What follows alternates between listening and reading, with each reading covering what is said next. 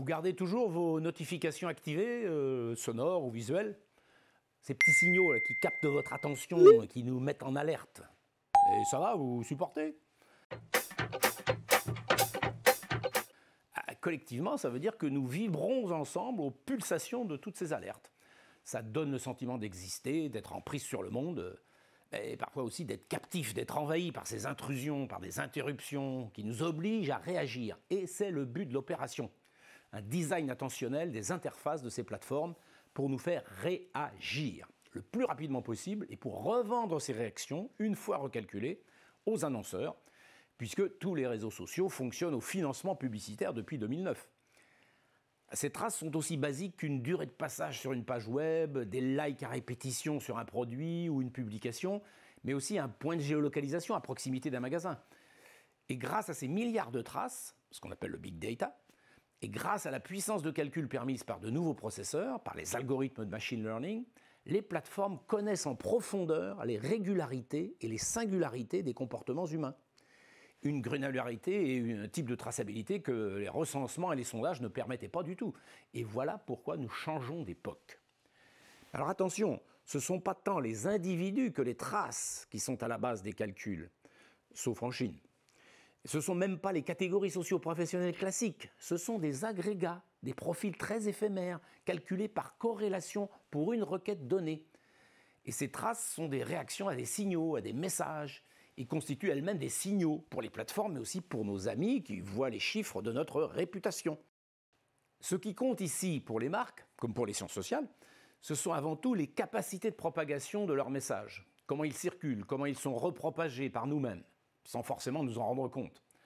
Car nous ne décidons pas de propager, nous réagissons à des signaux, à certains messages, et les interfaces ont été conçues pour encourager cette réactivité. Les boutons retweet, comme les boutons en un clic, qui offrent des transactions sans friction, c'est-à-dire sans décision ni consentement éclairé. Je prétends que nous sommes devenus les véhicules de ces entités qui circulent. Voilà l'enjeu nouveau de la quantification du social, la troisième époque, celle où l'on peut obtenir une traçabilité généralisée et très fine sur tout ce qui circule, dont nos réactions sur les réseaux sociaux. Donc l'objet d'étude de ces sciences sociales doit alors changer. Ça devient un message, un tweet, un sujet, un mème par exemple. Les mèmes, qui ont été nommés ainsi par le généticien Dawkins, ça frappe les esprits, souvent par l'humour, mais aussi le mauvais goût, le choc, et ça génère de la viralité pour cette raison. Ce sont donc les qualités sémiotiques de ces messages, de ces mèmes, qui les rendent si viraux pour rire ou pour choquer. Alors bien sûr, il existe des influenceurs qui exploitent aussi cette viralité pour leur propre but, comme toutes les agences de fake news, parfois officielles même. Et le milieu aussi joue un rôle dans cette propagation, telles que les caractéristiques socio-démographiques classiques. Mais si on prend la trace du hashtag MeToo, on trouve le tweet d'une personne, Alyssa Milano, le 15 octobre 2017, son pouvoir d'agir est indéniable. De même, on voit comment certains milieux féministes ou activistes vont amplifier sa réplication.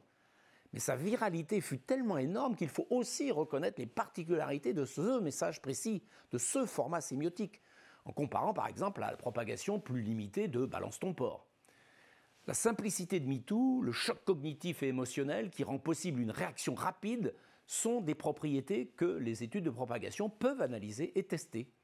Pour Black Lives Matter, par exemple, qui existait avant le meurtre de George Floyd, c'est la vidéo atroce de son agonie qui s'est propagée et qui a largement aidé à l'émergence puissante du hashtag. Donc étudier les propagations, c'est adopter un point de vue qui rend compte du pouvoir d'agir des messages qui nous traversent, qui se répliquent ou qui n'y parviennent pas, dans la compétition pour notre attention. Et ces virus de la pensée font partie intégrante de notre vie collective. Nous disposons désormais des outils de traçabilité qui permettent de les calculer et de les traiter scientifiquement.